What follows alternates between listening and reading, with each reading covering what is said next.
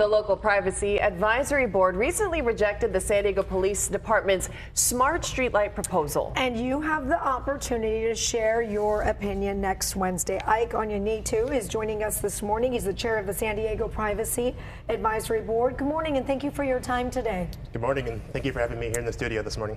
Your biggest concern with these smart streetlights, what is it? Sure.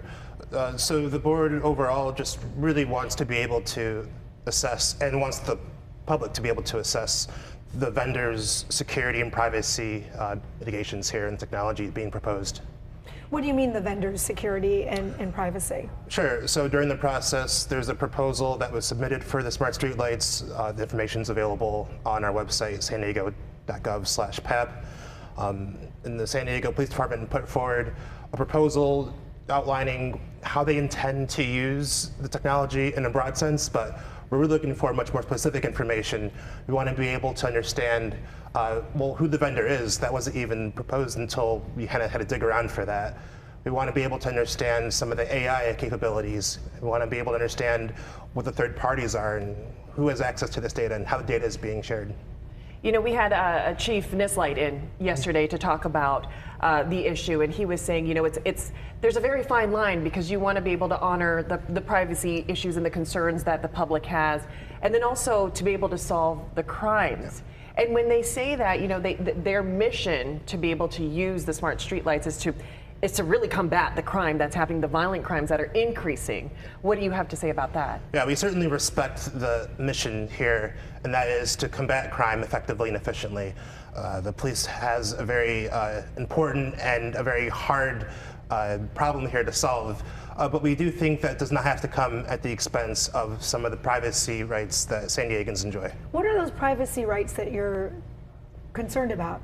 Well, we do want, like I said, this fine balance between being able to combat crime, but being able to say, for example, we want to know what's happening with the data. We want to know who has information to the data. We want to know. And this is information that has not been disclosed to you yet? Not at the level that's required by the ordinance. So this is something that's not really an ideological issue. It's something that we're just trying to make sure everything being done here complies with the ordinance. So you just want to know with this that the footage and whatnot that's being gathered, who has access to it? What are they going to do with this information afterwards? Is that what the biggest concern? Yeah. How the data is exactly going to be purged.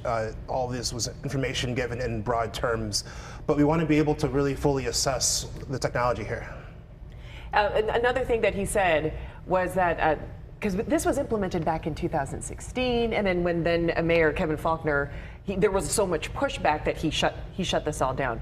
Well, Chief was saying yesterday that, you know, there was a grand jury report that came out, and it shows in that report that there was no misuse of the information, that unless a crime is committed, no one is accessing the information, is what he said.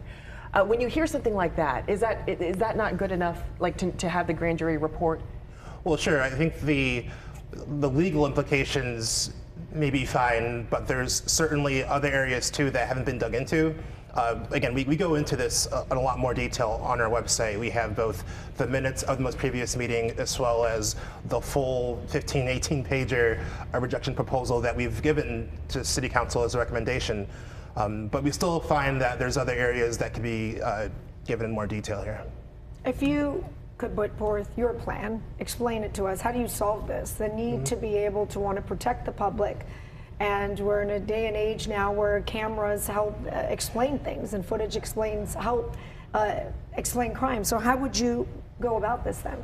Yeah, it's certainly no question that technology can really help and assist fighting crime, deterring, preventing.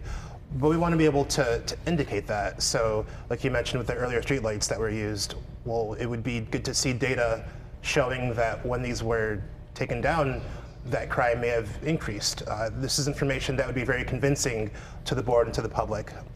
No such data was brought forward. And so basically next Wednesday is when the public can come out and share their opinion on this. We do appreciate your time in coming in, and now that we've got both sides of the issue at our table here, we're so glad that you were able to come in and share that with us. Thank you for having me in. And again, we're interested in moving forward, working forward with the police department, seeing if we can get some modifications going so that we feel happy with the compliance here. All right, we appreciate your time. Thank you.